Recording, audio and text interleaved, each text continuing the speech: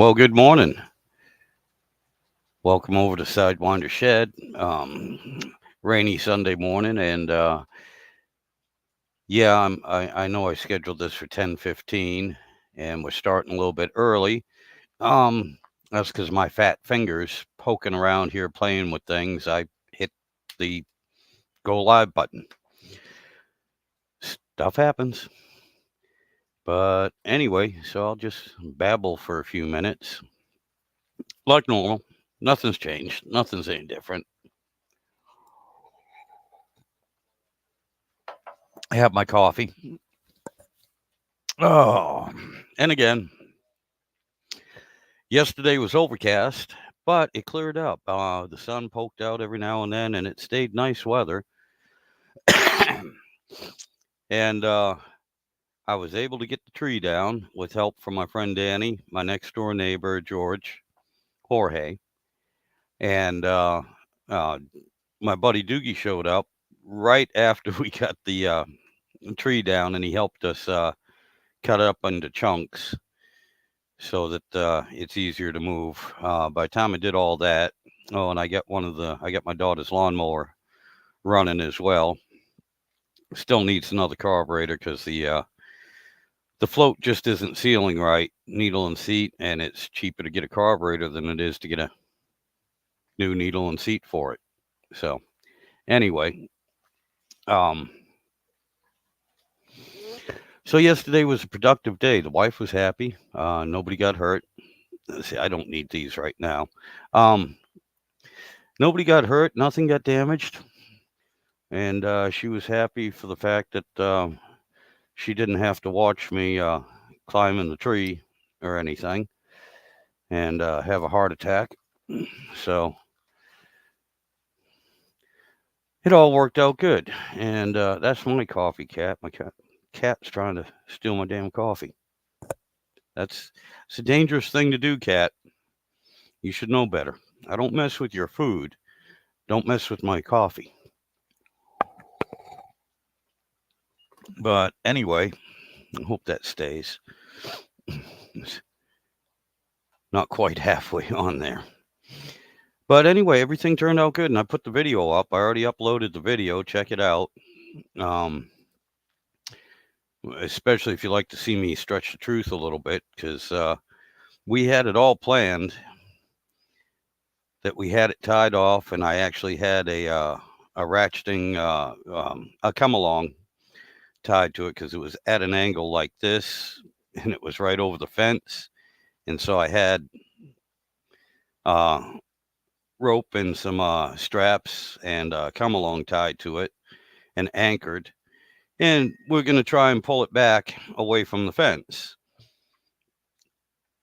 Unfortunately, that didn't quite work out, and so to cover my butt, I went on a little spiel about using Newtonian physics to figure out that it wouldn't bother the fence. The fence would support the weight, and if we cut it just right, it wouldn't fall into the neighbor's yard where we had to pick the thing up, or fall into my yard since we wouldn't be able to pull it far enough, but it would just sit there and balance on top of the fence without causing any damage. Now, that's exactly what it did. Uh, Thanks to the power of editing, I was able to put that little segment in after we'd cut the tree and dropped it on top of the fence. But before, the video actually shows us cutting the tree and it coming down. So at the end, I explained that was just a joke. But I didn't think I was saying the same thing though, to be honest with you. Even though it didn't work out the way I wanted it to, or the way we'd planned it to, I know how that fence was built. I know how the neighbors put the posts in. I know what that wood is. And I didn't think that tree was going to bother that fence at all. I was more worried about his garage that he was building next door, but that's just as solid. These people, they're like me. I like them. You know, if 2x4 is good, well, then a 2x6 is better. But him and I seem to go with Well, if 2x6 is better, well, then a 6x6 would be friggin' awesome, and it'll be here for my great grandchildren to deal with when I'm gone. And we kind of think along the same idea, same ways. If hey, if 1/8 inch steel is what's called for, well, then 1/4 inch is better. And if 1/4 inch steel is better, well, then a 1/2 inch of titanium is the bomb, and that's what we're going to use. Along those lines. We both seem to have a tendency to, make things and build things that are going to be our great grandchildren's problem to get rid of them or to change them. So yeah, that's kind of the way we're thinking, and I like that. So anyway, yeah, that fence is sturdy. Everything was sturdy. We got the tree down, we got it chopped up, and again, uh, yeah, once we cut the top half of it off, the thin, easy part that was easy enough to throw back over on my side of the fence, once we got the weight off, the tree just rolled back over into my yard, and where it shows in the video where it's all chopped up, that's where it landed. And that's where it still sits because after all that work yesterday, that was it. I was done. I was done. It was beer 30, and that's about what I had was 30 beers between the four of us. So I didn't have them all by myself. But we sat down. We had a good dinner too. And cut up a pork loin into about maybe inch thick, and the wife cooked them in the oven while they'd been marinating in some Italian dressing and seasoning. Lots of garlic too. Love garlic. And then French's onion. They were breaded with French's onion, and then cooked in the oven, so they're nice and crispy. I'm like, man, that was great. We had that, some baked potatoes and spinach and a vegetable medley with another homemade Italian dressing type of seasoning for them, and that was really good. We all ate that. Well, except for Danny. Danny's been looking for a job for a while. He finally got hired, and to celebrate, he wanted to go get some fresh crab and crab legs and some seafood and everything. And so he went off on his own and went and ate. But the rest of us, yeah, we sat here. We had a good dinner and drank some beer and just relaxed. And so it's raining now, so I can't go outside and move all that wood because it's wet and miserable. And the wife, yeah, the wife would get mad at me for messing up her nice clean house and everything. So just because I don't want to cause my wife any distress or anything, I'm just not going to go outside and get all muddy and dirty and do all that. And that's you know for the wife's benefit. I don't want to upset her. But anyway, so that was one big project that was done. And like I said, I loaded the video up, uploaded the video yesterday. If y'all want to check that out. And we had two chainsaws, of course. About 3 minutes into cutting, one of the chains came off the first chainsaw, and so I had to crank up the other one. Neither one of these chainsaws have been started in a while. I know the first one hadn't been used in about 3 years, but it started up right on the sixth pull. The other one had been about a year, maybe a year and a half.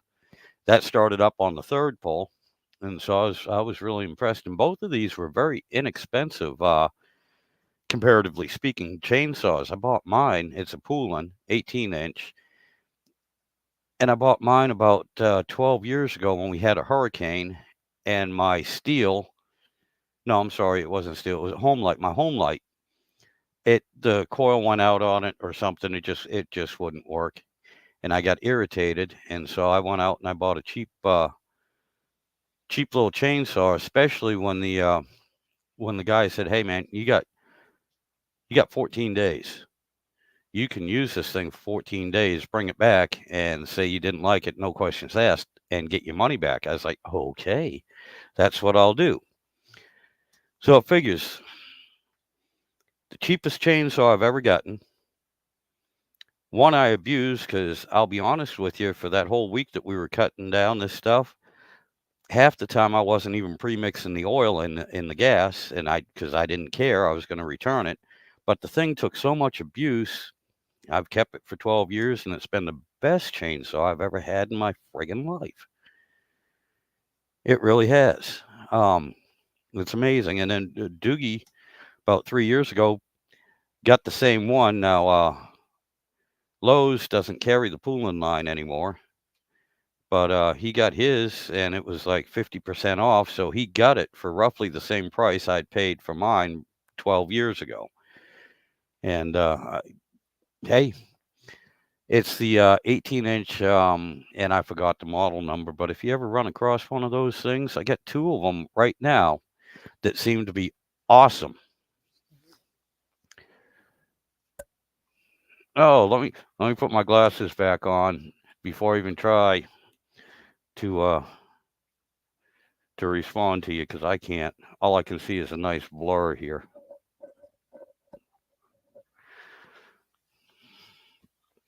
Glass Joe. Okay, yeah. I'm glad I put my glasses on. Uh, you have an Eagle brand battery powered chainsaw for home defense. Hey, I like that. That's awesome. That's awesome. Yeah, you ain't got to worry about it starting. Um, oh my God, Bruce Campbell. Uh, you know, if you're aware of those movies, the guy that lost the arm, Evil Dead, Evil Dead series. Um, yeah, had the chainsaw on his arm. There's a couple times there he tried to start the damn thing, it wouldn't start. And there's been, of course, a couple other movies like that they were trying to use a chainsaw and it either died or they couldn't get it started. But yeah, so yeah, battery powered one for home defense. I like that. That I might invest in a battery powered chainsaw just for that specific purpose. That would be cool. I like that. I like that. That's a good idea. I like think outside the box. That is awesome. I like that. God.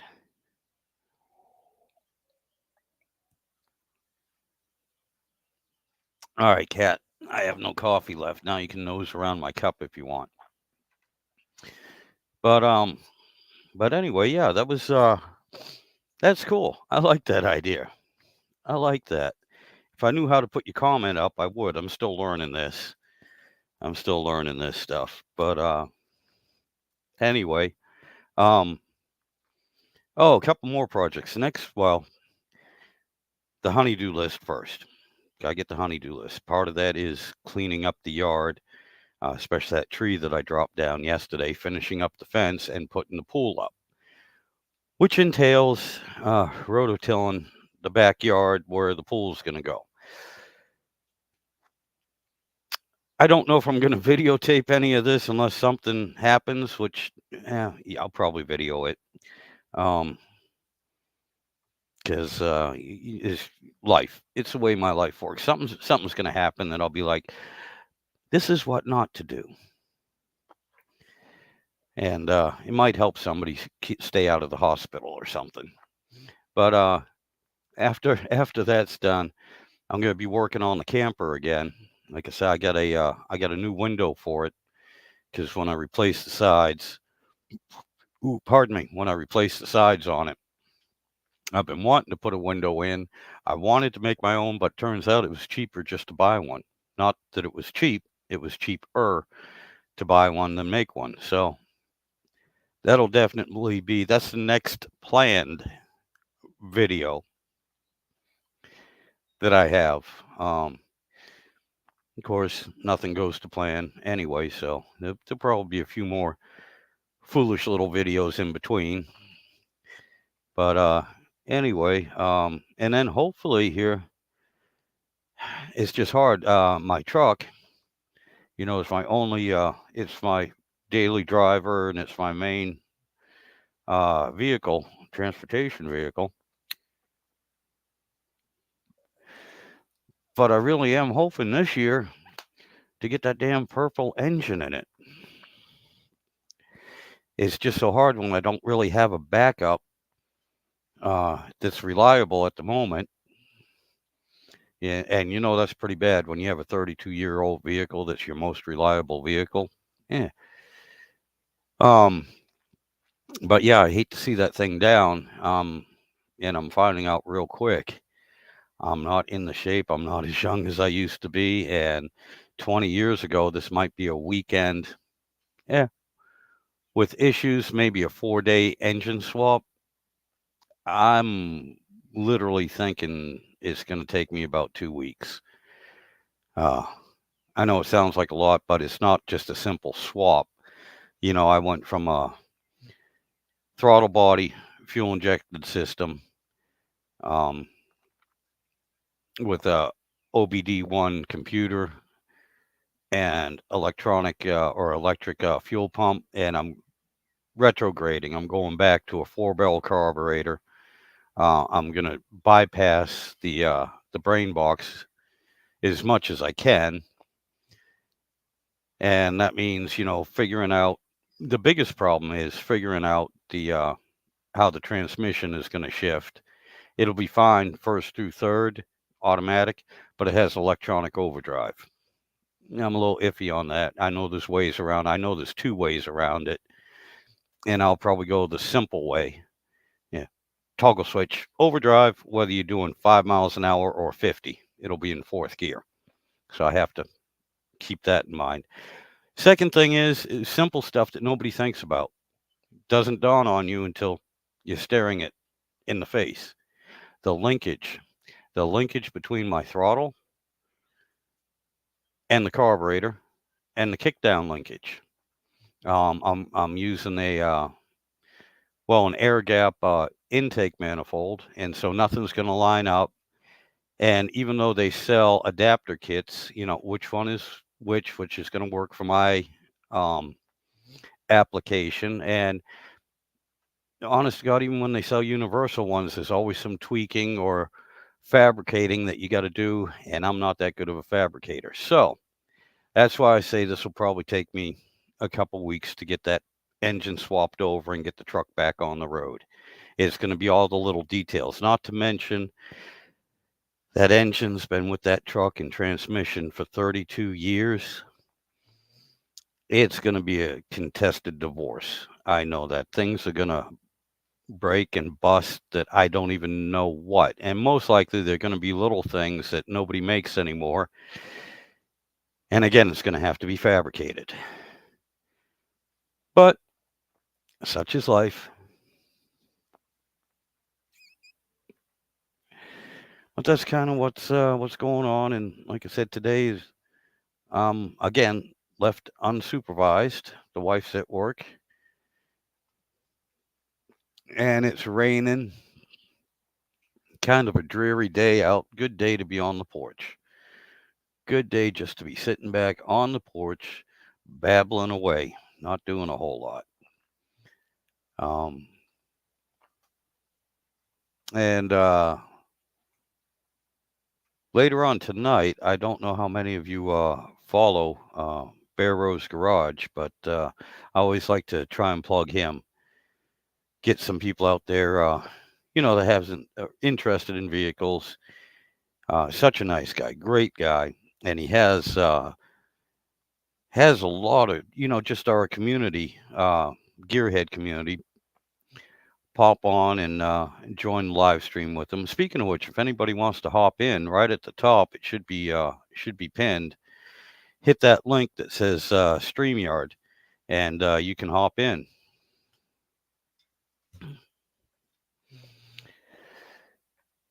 Yeah, just Glass Joe. Just listened to a mechanic who says he hasn't seen a decent, reliable truck since the 2006 Chevy.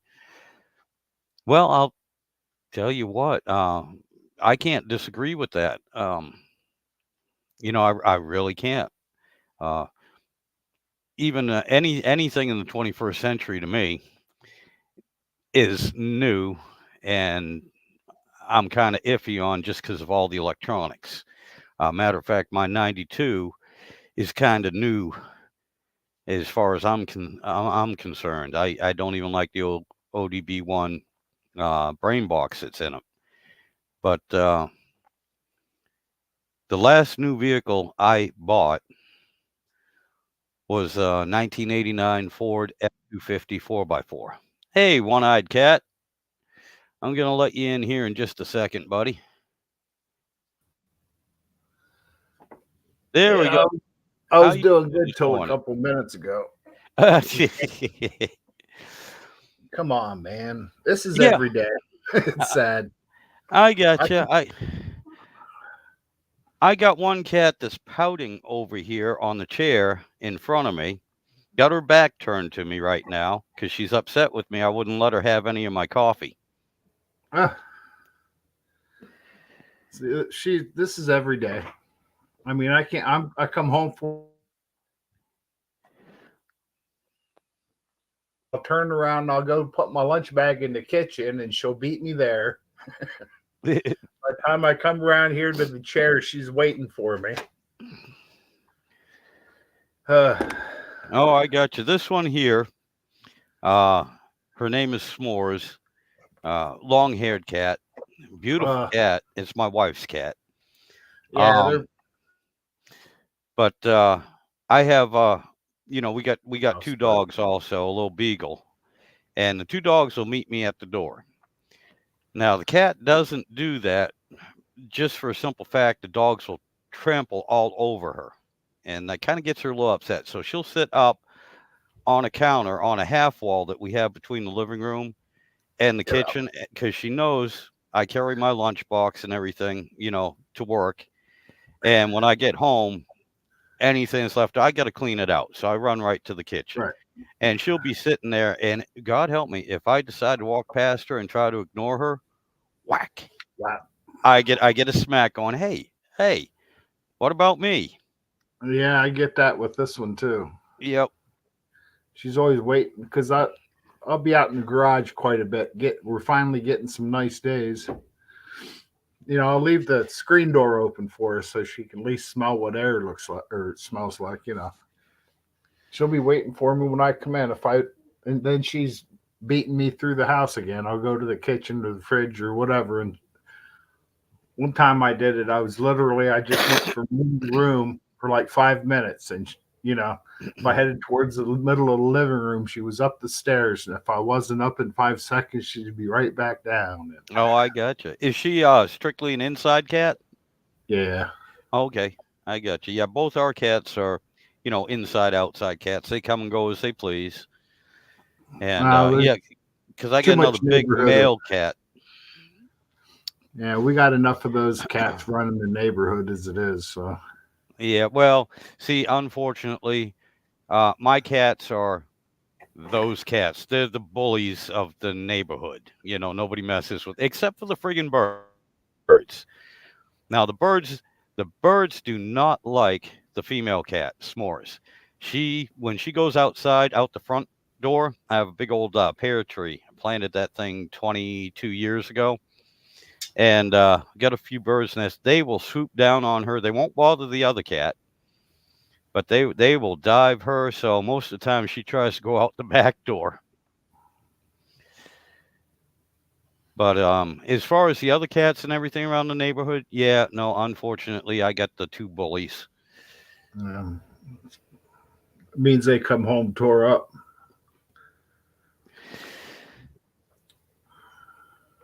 Actually, they're my cats now that they've established their dominance, I guess. Very They, rarely, they very have to rarely do prove it. they actually get into an actual fight where anyone gets injured. But you can hear them hollering at each other. Oh yeah, get a warm summer night and you can hear them in the neighborhood out here. Oh yeah, and then of course that gets the dogs going, Yeah, yeah, yeah. and it's just kind of like, hmm. I wonder if the shotgun would shut them up. for about 5 seconds. Yeah, well, it might shut the animals up, but I'm sure the neighbors would have something to say about that. Uh, if you only do it once, you can say it was fireworks. Yeah, yeah. It's funny. Years ago, I used to take shotgun shells. I'd empty them out, empty the plugs out, empty the shot out, and I'd fill them with paper towels, crimp the end again. And 4th of July, New Year's, would take that out in the backyard and just fire it straight up because even with the plug out and everything, the only thing that came out It's was paper. just the paper, and it would come out flaming. So it was kind of like Oh, fireworks. okay. And when the kids were younger, they got a big old kick out of it because I got an old 1870s 1860s vintage British foul gun, 10 gauge. And Oh, 10 days. yeah, but it's laminated barrel, so you can't put modern shells in it. It would Right. split the barrel. So I'd buy modern 10 gauge for it, but I'd empty them out so nothing came Right. out. Just the paper Just towel. shooting a primer. Oh, my kids, and even my nephews, younger nephews and nieces and everything, they thought they were just the bee's knees when they got to fire that 4th of July and everything. And I mean, the thing was a good 2 feet taller than they were at the time. And they just got a blast out of it. But over the years, over 20 years or so, all the older neighbors that didn't have a problem with that, they've all moved out or passed away. And you got the city folk that moved in. So they frown on that now. Yeah. Don't get me wrong, I understand I'm not firing, and I don't condone firing in an suburban area, a rifle, shotgun, or anything straight up in the air, because what goes up has to come down. Right. But on certain holidays and everything, making a little bit of noise and doing something that's not going to hurt anyone in a safe manner. Yeah. Just because it comes out of the end of the barrel instead of out of the top of a bottle rocket versus Right. homemade shotgun firework. That bottle rocket's more dangerous. Yeah. you know. But all they see is, oh my God, it's a gun. They're crazy. Shit. Whatever. Learn to expect fireworks and stuff like that around here. Yep. Actually, where we're at, we got a minor league baseball team here, and the field is just over here. And on Saturday night home games, they have fireworks after the game, so I can see them from my back porch. That's awesome, man. That's awesome. That to me, growing up with stuff like that too. 50 years ago, that was the norm. You have your local teams and everything. Have their games, be it football or baseball. Outside. It was not uncommon at all, like you're saying, to have some fireworks and everything at the end of the games. And to me, Yeah, that brought community spirit and everything, and everyone's having a good time, and you just celebrate, win or lose. A lot of yeah, times, the town I grew up in, our football colors were blue. The next town over, which was our rivals, yeah, their uniform colors were red. And no matter where we were playing, if we're playing in their town or we're playing in our town, if the opposing team won, that was the color of the fireworks that they had. So if our team won at our hometown, it would be blue. If our opposing team won, at the end, you'd see mostly all red fireworks. And it worked for both towns, which I thought was, good, sure. friendly competition, you know, and it was good sportsmanship, and I Yeah, thought we that got was cool. my town here. We play across the river. There's another town, and they always play the old shoe game. You know, Yep. whoever gets the shoe gets to hold it for that year. Yep. Yep. Eh, local things. Oh yeah. Yep. And That's what makes these little communities great, though. exactly, exactly. It was nice. I miss that. I miss that because nowadays, and I understand things change, but nowadays, like what we're doing right now, we're not outside conversing with our neighbors or anything else. We're talking to each other on the internet, which in a way it's good because otherwise you and I never would have conversed, would never know each other. All right. But there's a certain point where you can't do that 24/7. You have to get out, Right. meet your neighbors, and face to face meet real people, and get to know the people in your neighborhood, in your area, and everything. And that's I've really noticed that. With and I'm not picking on them. It's just the way things are now. But I have noticed that with a lot of the younger generation, and that whole shutdown during COVID didn't help either. That got everybody to spread apart. Yeah. I mean, even within the family unit, it's Mm-hmm. it used to be my daughter come over 4 days a week, and this and that. And then after COVID, it's like, call her. Yeah. She lives on the other end of town, but life gets busy too. It's tough to. Oh yes. Yeah. Yeah. I know it. I know it. It's I'm back to work now, so like I'm out of the anybody's picture from until 5:30 in the afternoon. I know when I was home all day, it was great. I was the first one they called. yeah. You know, and you got to call who's available Oh yeah. Yep. Yep. if No. something were to happen. Mm-hmm. But we're just doing our life thing. Oh yeah. That's for sure. That's for sure. And like you said, especially as I'm getting older too, I understand what my father used to tell me. He goes, "There's just not enough hours in the day anymore. Everything seems to be getting faster and faster and faster." Yeah, And you know, this was 50 years ago. He was saying that, so I'm starting to see it myself, and I'm not. I think it's partly everything does seem to be moving quicker, but I also think a lot of it is I'm moving friggin' slower. that's could be part of it. Yeah, I think it's kind of a 50-50 mix there. Yeah, these longer days are starting to really show. Wow, Yeah. because it don't get dark till I don't even know what time it is, but I know it's getting late. When is sunsets? Oh, come on. Freeze warning. Okay, we're done with that.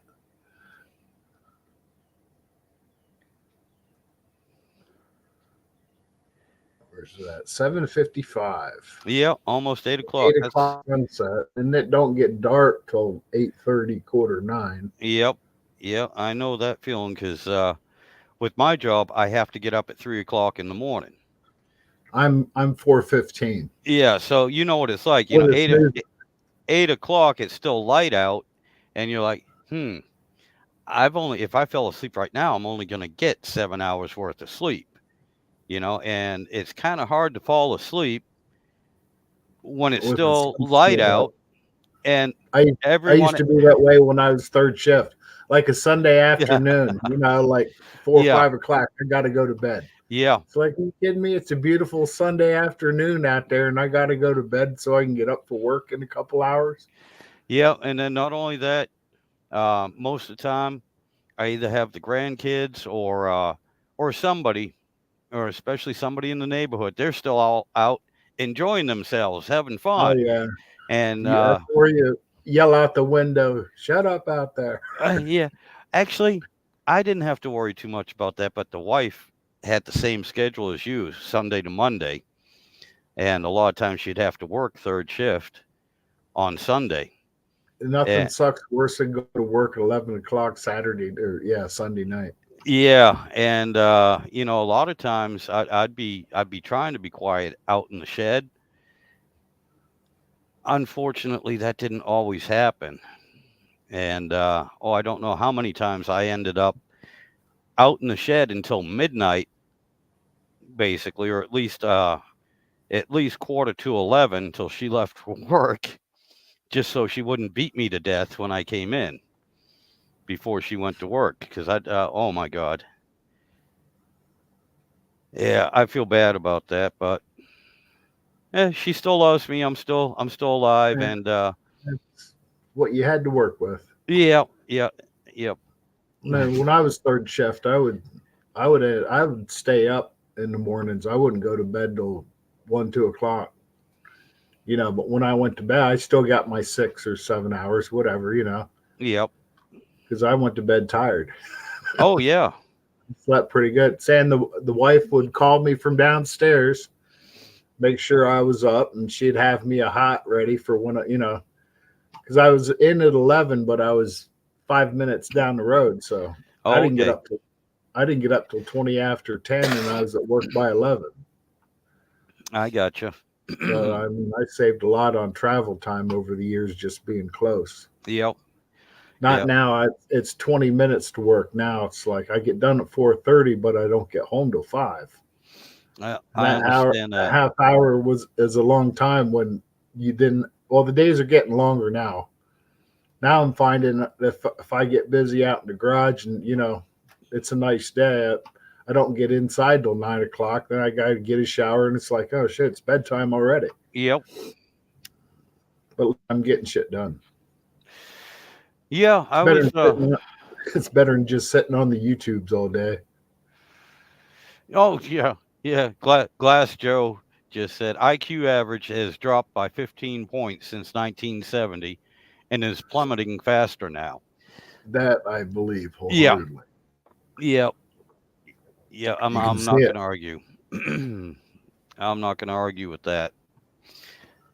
That seems yeah, and I'm not so sure if it's IQ points or just friggin' plain old common sense. Which doesn't, I know this is an old saying. Common sense isn't that common. Yeah, that's what I was just thinking. Common Yeah. sense ain't not anymore. No. But all we can do is raise our own kids to have a head on their shoulders. Yeah, and thank God the two girls, my two girls, they do have good or what you call in Midwest good horse sense. They have some good common sense to them.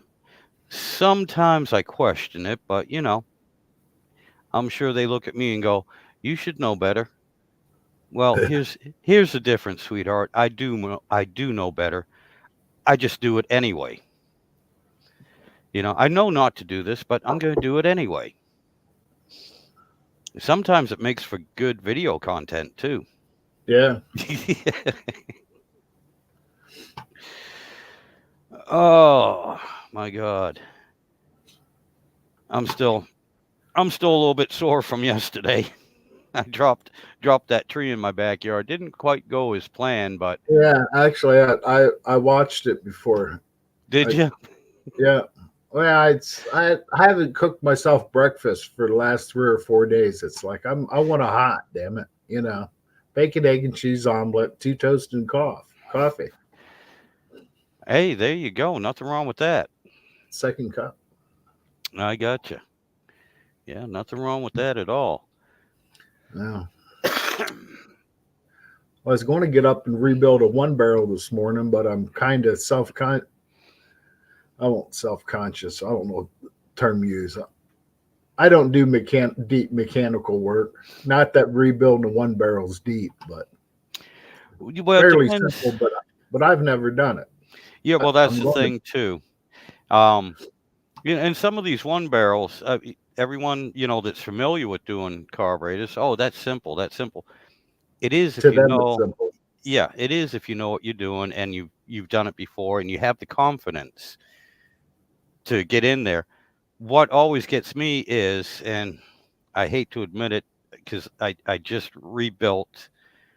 Well, didn't even rebuild. I just cleaned out a carburetor for my daughter's lawnmower. You can't get much more simpler than that. Yeah, I had to do my snowblower. That was pretty simple. Yeah, well, cleaning out the passageways, I blew a little air through it, and I kind of hit a little bit too much, and pieces blew out of there I didn't even know it had. and they're all over the shed. So now I'm waiting on a new carburetor to be delivered. Only $25, but I know where you're coming from. And I've had that experience too with other, automotive carburetors. Well, yeah, this is simple.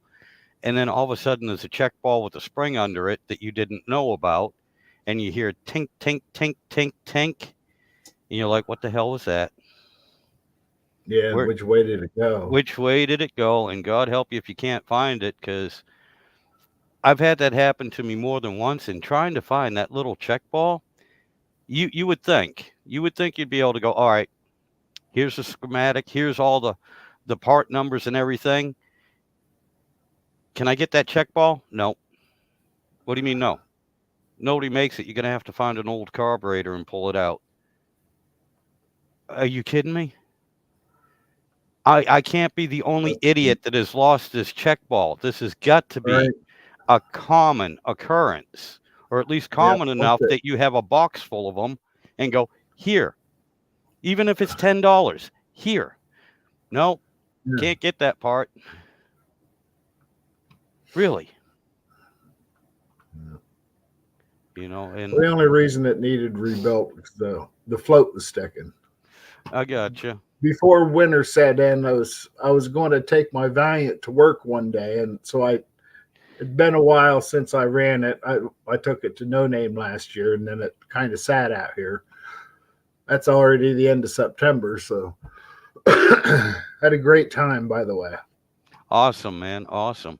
Yeah, I was going to ask you if that one barrel was the one that goes on your 4-barrel, 1-barrel setup. Yeah. Yep. Yeah, I checked all my fluids because it always leaks I think it's got a bad seal in the trans, so it leaks a little. I keep a pan under it when it sits on the deck or on the pad out there. I could almost just filter it and dump it back in, Oh, I understand. What kind of transmission's in it?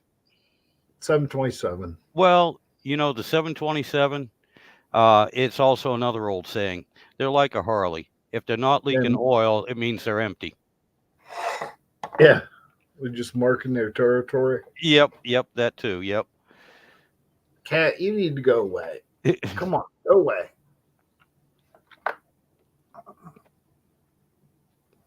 Go on, go lay on the windowsill. There's birds over there. So since the last time I talked to you, which was 2 weeks ago, how things been going? Oh, right on schedule.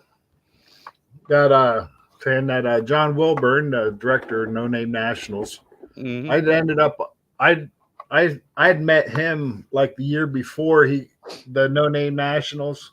So he's the one that's his brainchild. But I'd met him at Carlisle the year before. He rebuilt me a transmission for my Valiant. It's getting a new drivetrain this year. Motor Okay, training, cool. torque converter. I had to explain that one to the wife. Torque converter. Like it's kind of what ties them together, honey. Yeah. Well, there was one already in it. Why can't you use that? It's out of an RV. It ain't going to work with a nice cammed up motor and it's a transmission built by Cope Racing Transmissions in Chicago. Oh God, yeah. All the best stuff. No extras, but Yeah. But at least it's going to be solid build and dependable and work. oh yeah.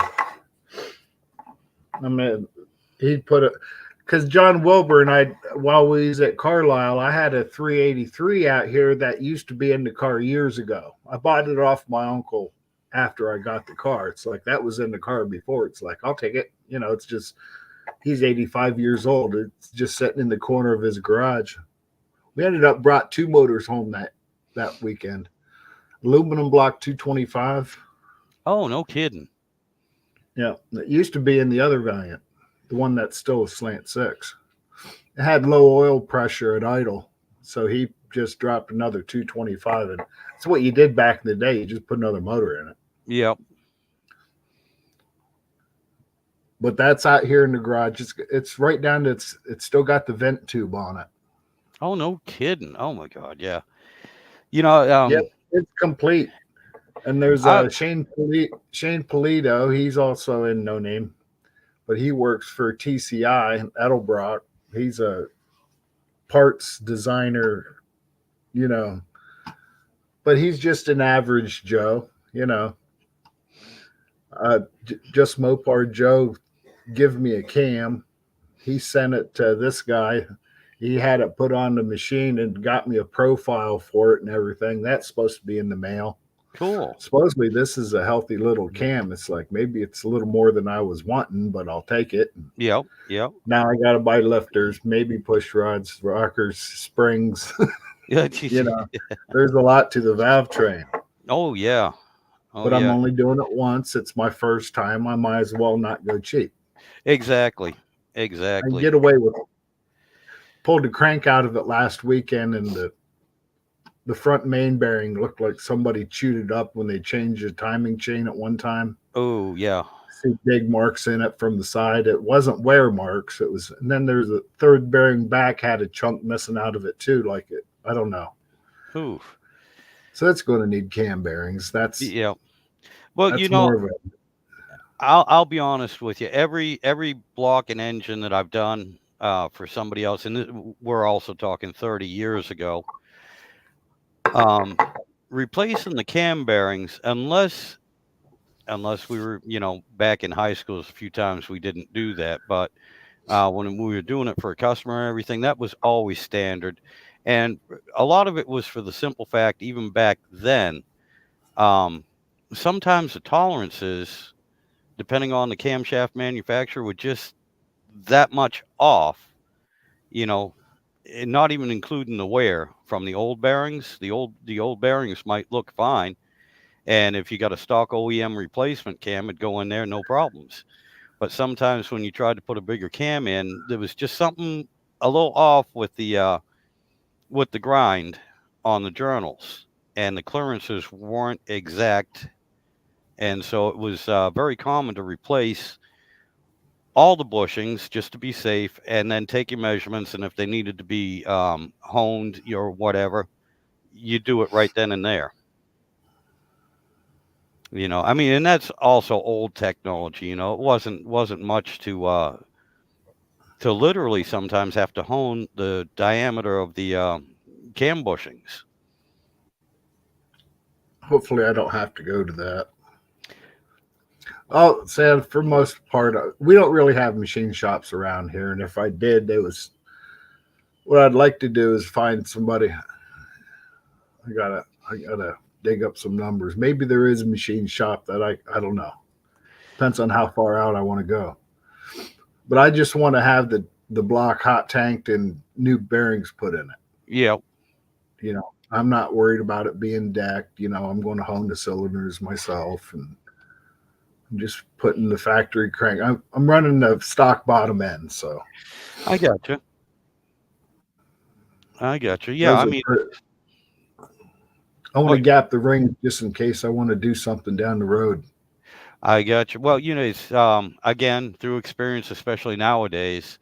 Um, I've found that just checking the gap on the rings, it's worth the time and effort. It I'm really is. looking forward to that. That's something I'd be into because I work in the shipping and receiving parts crib at work, and it's like when stuff comes in, it's like 12 of these, 5 of these, 7 of those, and I got to go through and I got to count 12 of these. Yep, I got you. I It's got you. like, oh, said 20, only 19. It's like, here's an email. Well, I'll tell you this too. I like I said, it's been about 40 years since I built an engine for myself from the ground up, and instead of just replacing parts, I went out because the engine I built, I modified it a little bit, get a little bit more power to it and everything than what the stock engine should be. So I did my research for what I want: low end torque, not high end horsepower. Low RPM. It's a truck engine, and when I got the rings and everything, and God, I can't forget what brand of rings I have, but they're it's God, I forgot what I got. Hastings. I can't remember if it was Hastings or See, right? No, Bally or something like that. I I can't don't know. remember. I can't I don't know. remember, I know a couple names of, but but I'll tell you what, and they're all the right part number, all the right rings, and my engine was bored 30 over.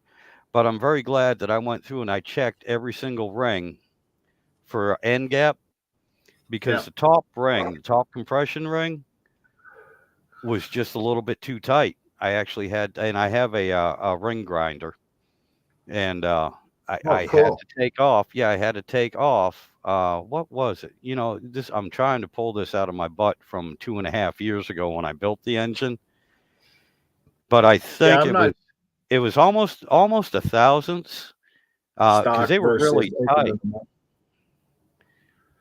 Well, I know that's where your biggest problem is those rings. They get hot and grow together, and then it's Hmm. got to go somewhere, Yep, exactly, and then it pops the exactly. ring winds out. Oh, this was laying over here. This is one of the clutches out of that transmission that guy built for me. Oh, okay. Oh my God. Okay. I don't know if you can hear it, but it's tweaked, Yeah, I can hear it. Yeah. saying it's not straight anymore. No. Nope. Nope. But everything else was good inside of it. They put all the good stuff in it. Billet drum, extra clutches, uh, his version of a shift kit, low band apply, just short of a reverse manual. I'd probably fuck up a reverse manual. Ah. Yeah, I know that would yeah, that would get me confused. So I'll tell you what, for years, Christ, for almost 30 years, every vehicle I owned was a manual transmission. Plus, you know, I drive a big truck. You know, Right. I'm a truck Yeah. driver. And of course, the big truck at the time, they're all manual transmissions as well. The only thing is, in the big truck, reverse is all the way over to the left and forward, where in your normal cars that would be first gear. Right. And I don't know how many times getting out of the big truck, because that's where I spent most of my time driving, I'd get in my pickup truck, throw the damn thing in first gear, look behind my shoulder, and head the Take off. wrong way. Yeah, bounce into the side of the building or something and go, damn, I'm not in the big truck. It reverses all the way to the right and back instead of all the way to the left and forward. So I couldn't. I could see that. Yeah, I'm one. I'm like you. I'm one of those people. You give me a reverse um, manual shift on an automatic, and yeah, I'd basically be going around, going down the track, back through the burnout area and into the stands behind me before I went forward. You know what I mean? Yeah, I'll just drive my own stuff. It's like, go Yeah. ahead, take it for a ride. It's like if it ain't mostly stock, people say, oh, I wouldn't drive a Ford. And fuck it, give me the keys. It's got four wheels and goes, right? Oh yeah. Oh yeah. You know, I grew up. My dad was a big Ford man, and up until recently, up until 7 years ago, with one or two exceptions, that's all I ever owned was Fords. Um, but one of the reasons why I like this old Dodge truck, to be honest with you, is because it reminds me of my old 1969 Ford F-250. It rides the same, it steers the same, which means you need 40 acres to get the damn thing to turn around. It does not have a good Right. steering radius. And basically you bounce down the road like have you ever driven a forklift? Oh Because yeah. that's about what the suspension is like on this old Dodge. It's I'm about the sitting same here as a down. forklift. I'm sitting here bouncing in my chair like I'm hitting.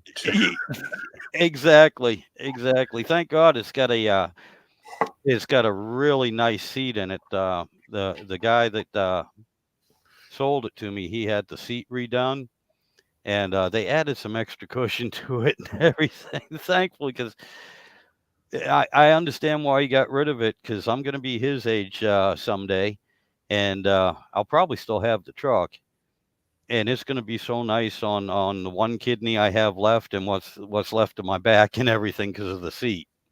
If it weren't for the seat, yeah, oh, that thing will jar your teeth out of you.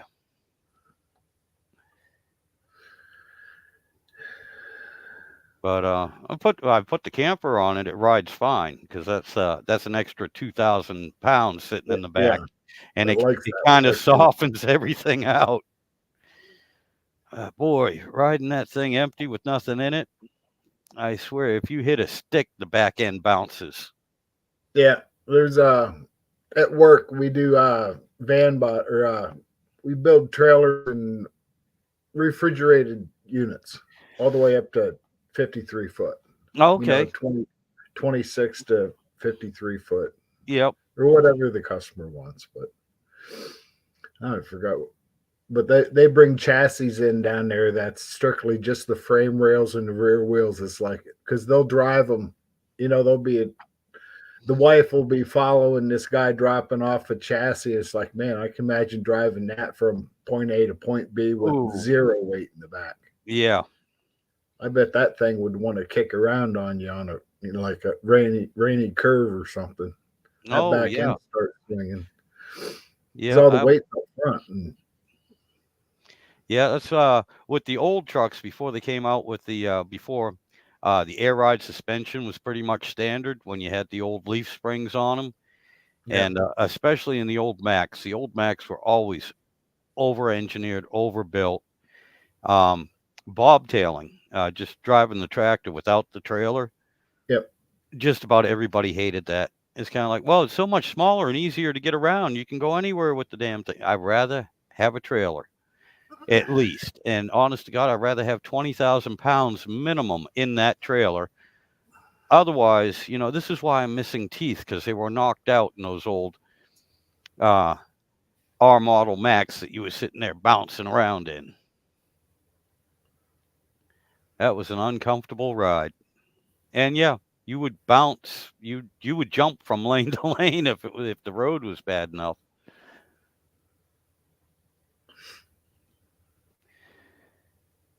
But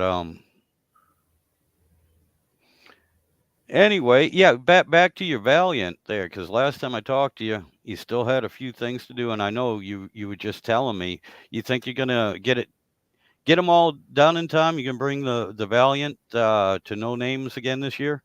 that's the plan. There's I'm trying to think 160, 153, like 151 days left. Yeah. Now, John Wilburn, he keeps an orange piece of paper with the day count, it's countdown clock, Mm-hmm. countdown calendar. You know, it keeps that way. It reminds you how many days left you got. And that's to the day of the event. So you really don't have that many days. Oh But yeah. things are starting to come around. There's we had some shitty weather there. Couldn't really doing motor and engine bay work. I can't really do nothing till parts. I did hone a couple cylinders. They're going to be all right, I think, because they're kind of smooth. They need a little bit of cross hatch in them there. Which first time it's like, boy, that it doesn't have much of a ridge at all. But when you hone them, it looks like it's a lot. Right. Right. Like We I had said. no vertical scratches, so we're good there. We pulled the cam and the crank out of it, and they still had lots of oil on the bearings. It's like that's why I left them in to begin with, because I knew they'd still have oil on them. Yep. But I've been giving it the WD-40 treatment, so Oh, okay. Yeah. Yep. Yeah. Yeah.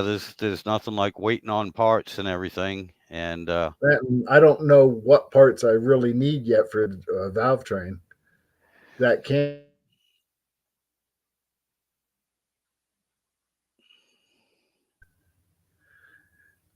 Shane Polito profiled it and sending me the cam that way. because this it's a used cam from Just Mopar Joe. He's another guy in No Name. Mhm. I think he's going to give it to me. I was asking around about a used cam. He's like, I got one on the shelf that'll wake at 440 right up. It's like, okay, I'm in. Because I haven't a clue what to go buy. I'm taking advice on everything. A guy lives down here. He comes down to his buddy's house, which is it's like 60 miles up the road. I'll go up and get. I went up and got him last week when my tranny got delivered because them two had never met on the internet. It's like I've never met you, but it'd be Right, great right. to get No Name. Uh, he come down. He did an overnight here. He helped me pull the cam and because he's got two race cars and they both got a 426 wedge. I have his driver's license right now. Oh god. It happens, Mhm. but But he's that's going to help me on the technical part of putting it together. It's like degreeing a cam and all that. I always heard dot to dot that when I was 20, I was going to build motors and drive fast cars. And then my first kid was born, and here I am at 58, yeah. finally getting able to do it. Oh, I understand that. I understand that. But it's nice. And you're mentioning all these people. I'm familiar with them. Mostly, to be honest with you, from Kim Bear Rose Garage and Mm-hmm. everything. That's where I've seen a lot of these people. And then, of course, I subscribe and then watch their YouTubes and everything. And but that whole community, this whole community here, I mean, it is just awesome. Um, Oh, I because they're love willing it. to help everyone. If even like with Mopar Joe and that camshaft. I mean, I know people down the road here that would look at me and go, "Yeah, I got 3 of these old camshafts. It'd probably be great for your engine. If you got $500, you can have one." Do you really know if it'll work or not? Sure it will. Do you really know if it's any good or not? Yeah, it is. $500. I'm like, I can order one for less than that. Right. But with this community here, even online, we don't know anybody or know each other. A lot of us don't, other than like you and I do, just sitting here talking, seeing everybody online and everything. And it's just awesome. They're just an awesome group of people. I can't say that good enough. They're so willing to help each other out. Actually, for this year's No Name, there's a guy's his YouTube channel's Functional Histories. He does Matchbox replicas of your car, Oh, okay, cool. right down to the packaging and wording on the back and all that good stuff. Yep. But he's having a guy gave him a 62 Dodge Lancer. It's making it's nicknamed Stone Soup, Okay. and it's going from different YouTube channels to different YouTube channels, coming all the way to Ohio. It's like hopefully by the time it makes it to Ohio, it'll be a running driving car. I got you. Oh, what a great idea. I like that. That's like a nice community effort. Yeah, That is awesome. I like that. I mean, Dead got was it Dead Dodge Garage? I don't know if you ever heard of Yep. him. Yep. Yep. He's one of the stops. He got the slant six running. They thought it was froze up, but it wasn't. And he's a miracle worker. But it'll be interesting to follow that story over the summer. Oh, yeah. Yeah, And I'm gonna have to hoping check to that out. run it. They want to run it, run it down the drag strip.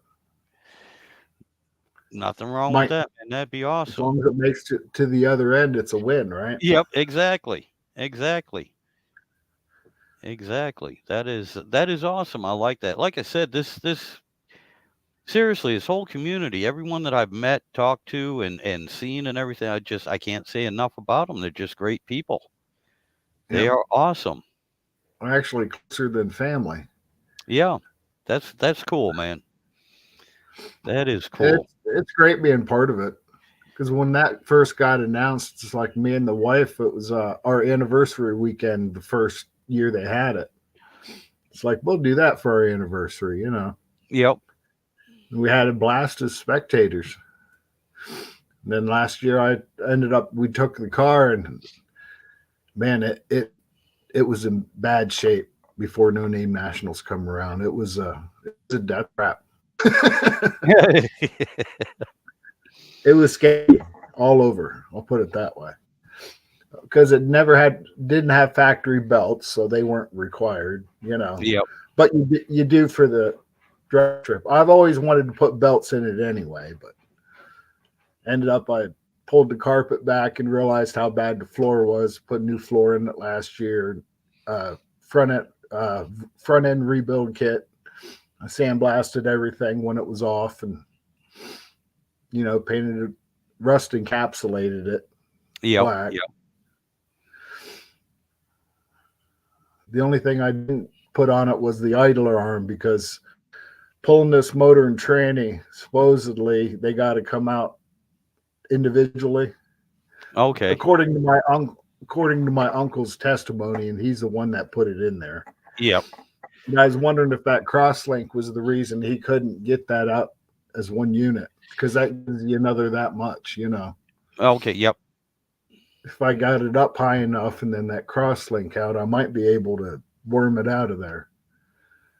But we're going to try it. It'd be nice if it can go in and out as one piece. Yeah, I understand that. I understand that. Yeah, It's going to go flawlessly. there you go. Think positive. Well, that'll be the easy part because once the old motor's out, I want to redo the engine bay, maybe do a little bit of wiring. I don't want to go crazy. I might do individual wires at a time, Hmm. just put new from here to here if this end's good. Wiring that's in Pennsylvania. Antique cars aren't allowed out after dark because Okay. they're afraid of their antiquated electrical system, which Hmm. I fully understand. Yep. I mean, these cars, everything you do,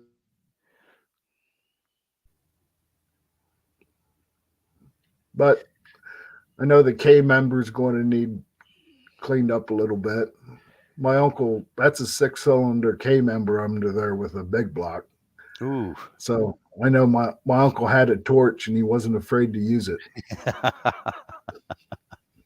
I'll be cleaning up some edges, maybe putting in a couple plates for reinforcement. I'm sure there's going to be some metal added to that K member a little bit. I understand. I got you. Yeah. Well, he had to notch a frame just a little bit for the alternator or for something. Oh, the exhaust. I'll just clean that up while I got room because it's like man, even the fender he had to turn it convex instead of concave I got you. Yep. just for clearance issues on the exhaust. Changing plugs is a nightmare, but it's what we got to work with, and we're happy. Yeah, there you go. There you go. Nothing wrong with that at all. Speaking of wiring and the old antique cars and everything, my sister does not have an antique car. She actually has a fairly new, and I forgot what it is. It's an import. It's either a oh my god, and she just told me yesterday. It's either Mazda or Toyota or something like that. Nice little car, and she really likes it. Last week she was having trouble with it. It wasn't running right, had no power, um, couldn't get the RPMs up on it or anything. And so she had it towed to a shop. Turns out she had had some mice get in there and eat up her wiring harness. Oh, yeah, almost $900 to have it fixed. And, uh, and the mechanic said this is a very common occurrence with that car because The insulation, they the like the insulation on it and what they use is a soy product for a and the coating mice on like it. it, Yeah. and the mice like it. Yep. That's it exactly. That's it exactly. And I'm like, oh my God, Carol, that's my sister. And I was like, I am so sorry to hear that. That's everything in a harness. Yeah. I was like, oof, oof. Here I am, and I'm still doing research on this old 92 on the electrics on the harness on it, because when I put that other engine in, I'm going from a throttle body to a carburetor, and I'm trying to eliminate the ODB1 brain box on it. Just bypass that thing, and that runs four key elements. Your throttle body, no big deal. I got a carburetor. Your ignition timing, well, no big deal. I got an aftermarket one wire with a vacuum advance on it. It also has your voltage regulator. Not a big deal. It's the same alternator that they use with an external voltage regulator, so I can pick up one of those, wire that in. And the fourth thing is the electronic overdrive on my transmission. My brother-in-law has been working on transmissions for over 30 years, and he told me there's two ways I can bypass it. And I'll probably go with the easy way for now, that is basically just a toggle switch. Oh, Um, there you go. but with all that said, it sounds simple enough. Everything can be bypassed, but then I have to get into the wiring. How am I going to wire it to bypass everything and not end up with an electrical fire? And, and More problems than you have. yeah, and I just started to think too, there's probably a good 200 feet of friggin' wire that I'm going to have to put in that truck or relocate or whatever, if once you get all the bundles, and then of course trying to Fish it trace all. trace it all. Plus, it's 32 years old. I'm not the first one in there that's done some wiring, you know. Yeah, that's the way it is under my dash, man. It's you Yeah. look up under, it's like, oh, I don't even want to touch that. hmm So yeah, so wiring is not going to be fun. God. Of course, I can also see myself for the next 6 months with a separate electrical panel with a bunch of toggle switches on, just so I can start the engine and run it. No gauges working, headlights, horn, brake lights, and engine running. It's probably going to be driven like that for about 6 months while I slowly rewire everything. Because again, it's my daily driver. I can't have it down that long. I gotta get it. I'd I be gotta get. finding something. Uh, yeah. Luckily, last week I had a coil go bad. Luckily, that's first day I used my air conditioner just because it had gotten hot inside the car in the parking lot. It's like the car had a mess. It's like, I thought maybe the AC compressor was rusted up a little bit and it was, Mm-hmm. grabby or something. But then it still kept acting up, and it's like, next morning the engine light come on. It's like, oh, I keep a code reader under the seat, nothing fancy, but it's enough to read codes. It's like, oh, cylinder two misfire. It's like, oh, okay, which is underneath the intake, so you got to take the whole top of the motor off. Yeah. Oh Jesus. Yeah. It really wasn't that bad. It's taking it apart was a bitch, but we had it back together in 7 minutes. Oh. Okay. Cool. Well, it was we had thunderstorms coming through, and it was getting really dark over there. Nothing like a little bit of motivation. Well, saying tearing it apart was the bitch. Putting it together was like bing bang boom, which is great. At least now I know what it takes to take the intake off. Yep. Yeah. It was like Right. my daughter's car. She has a Mazda Tribute, and in order to change the rear plugs on it, you have to take the intake off, the platinum and everything to get to them. And that was that. To be honest with you, because I don't really deal with newer vehicles. They're I, too, yeah. yeah, I did it. I did it. Kind of as a challenge to myself, and I was like, "Well, look, sweetheart, either I'll get it fixed over the weekend, or I know this great towing company that can bring it to the shop for you." Yeah. But fortunately, it all worked out. And then about a year later, um, and it wasn't anything I did. It was just had a lot of miles on it.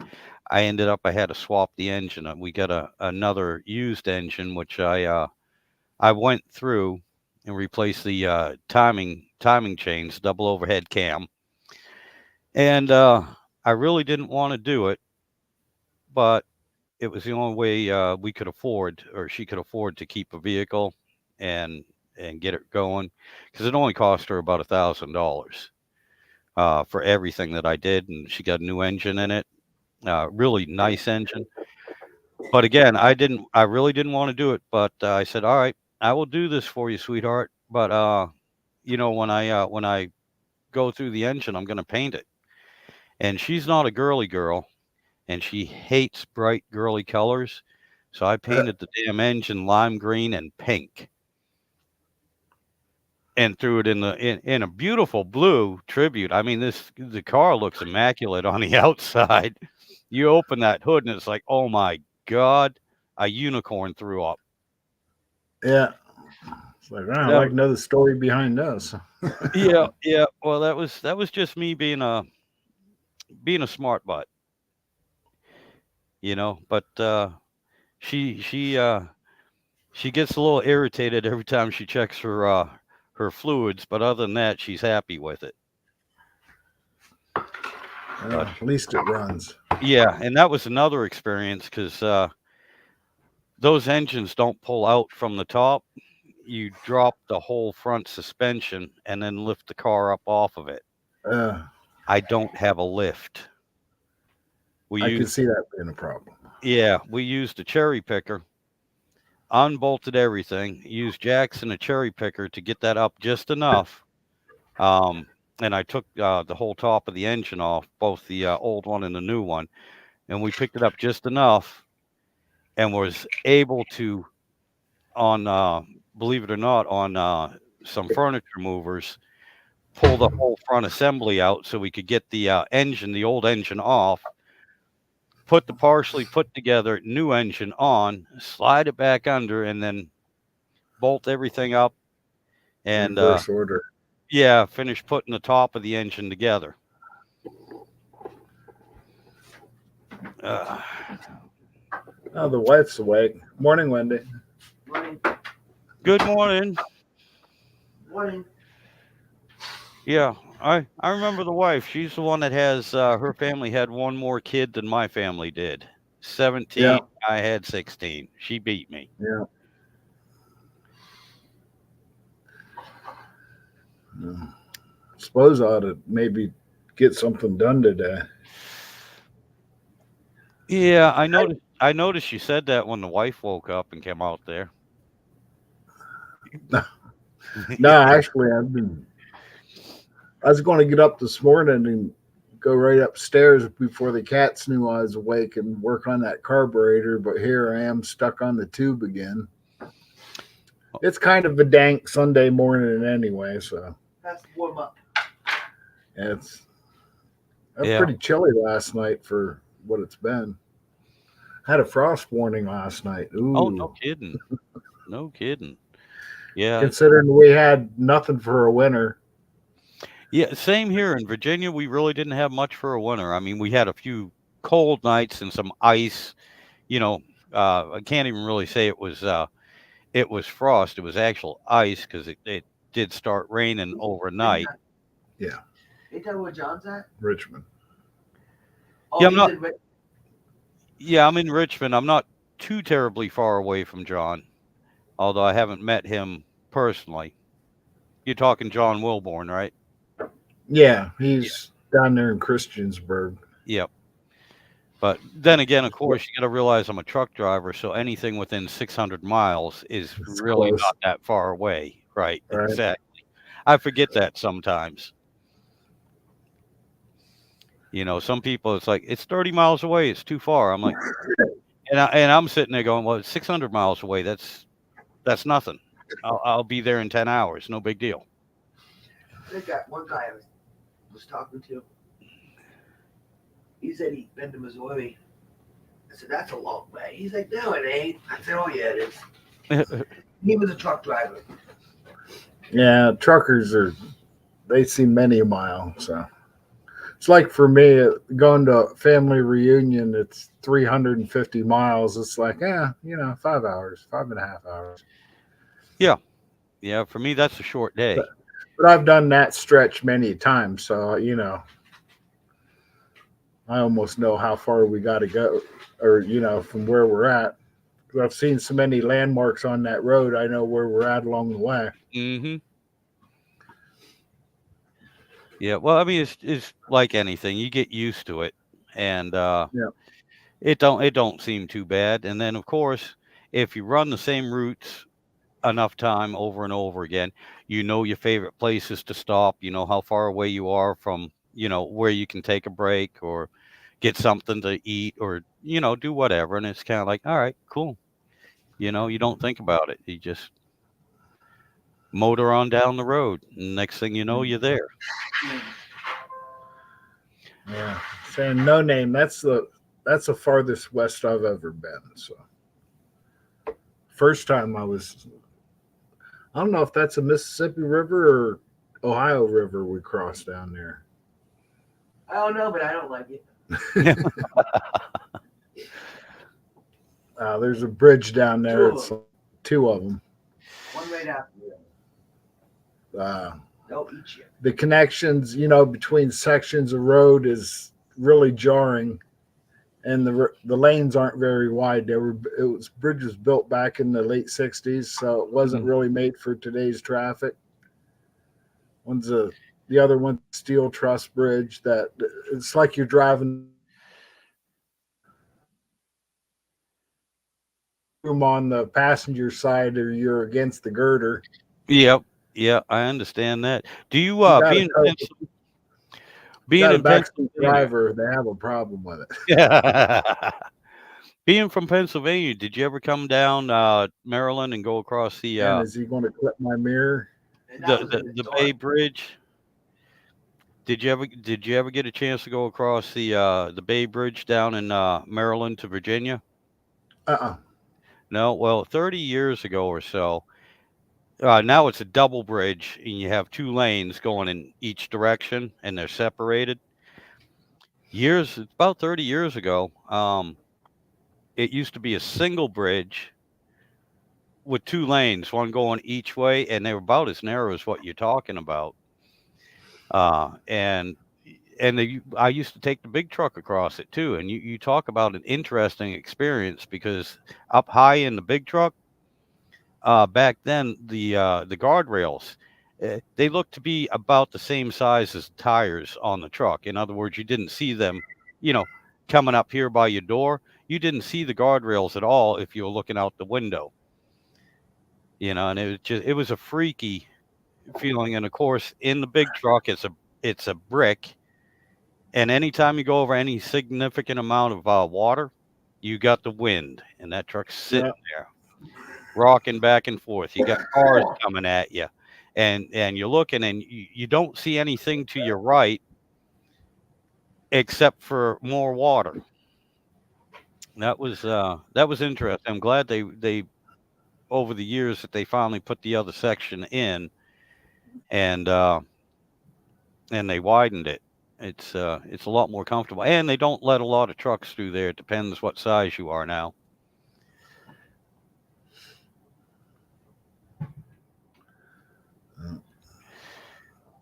But anyway, sir, I'm gonna let you go because now talking to you and everything, and since you mentioned breakfast, I'm starting to get a little hungry myself.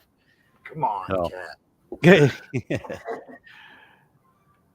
That's another reason I get out of the chairs because then she can't mess with me if I'm doing something else. there you go, there you go. But yeah, I think I'm gonna shut this down and go make me something to eat, and then I'll probably go ahead and just procrastinate for the rest of the day because the wife is at work. I'm unsupervised, and it's raining out, so it sounds like Yeah, a good day not a just lot of to chill. motivation there. No, none whatsoever at all.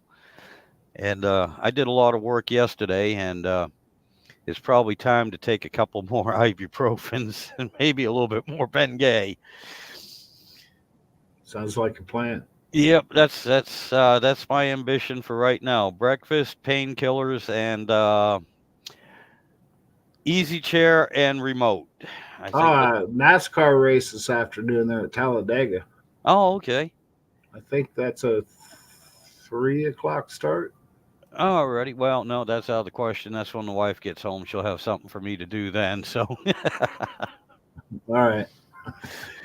but hey, it was great talking to you again, man. I really do appreciate it. Thank you for hopping Yeah, on. I seen that you were on yesterday morning. It's like, oh man, I missed him.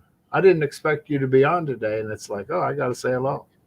Well, yeah, I appreciate that. Yesterday, this computer got a virus. It took me 6 days to get the damn thing squared away.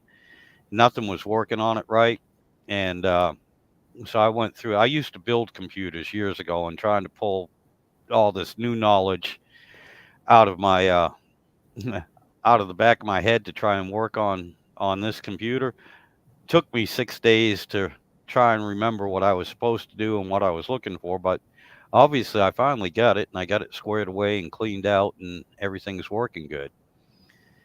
Good. So I'm kind of happy about that. Kind of surprised myself I was able to do it. But Give yeah, yourself a pat on the back. yeah, I would if my arms weren't so sore. Sore. Yeah, that's it. And Glass Joe, he's gonna go make himself some breakfast too. So, guys, I'm gonna let you all go. You have a good day. Stay safe and enjoy the rainy day. Do something inside, chill, relax. I got plans. There you go. All All right. right. Have a nice day. See you later, Glass Joe. Sorry we weren't chatting you up over here in the chat. But Yeah, I'm sorry, man. It's yeah. Sometimes face to face, I'm still I know learning I'm the this. same way. I'm still learning this. But anyway, take care, man. We'll catch you next time. Yeah, man.